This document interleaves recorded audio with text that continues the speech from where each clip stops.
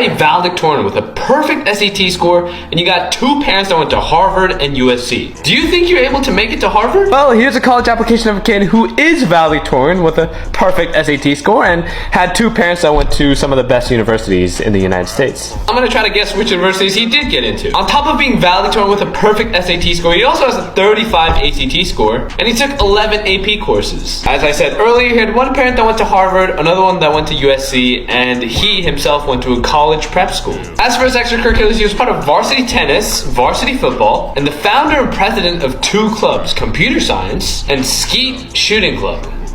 Here are the universities that he applied to. I'm gonna guess that he got into both Harvard and USC, but rejected from Yale and Princeton. I'm gonna guess accepted to the University of Texas and Rice, but I'm gonna guess that he got rejected from Brown. I'm also gonna guess that he got rejected from Columbia, but possibly accepted to Caltech because I know that they accept students with very good stats. Let's find out which universities he actually got into in part 2. Revealing which universities a valedictorian with a perfect SAT score from the previous video got into. So I would say I was pretty correct for the most part. He did get into Harvard and USC. I was also correct about Yale and Princeton. Correct about UT. Correct about Rice. I was incorrect about Brown. I thought he would get rejected. I was correct about Columbia. He did get rejected. I don't remember seeing Duke on the list, but he got accepted, which is great. And he did get into Caltech as well. So what I get, like 1 wrong out of like 8, 9 universities? Pretty good. If you want to check out his full application, go to the previous video where you can find more information.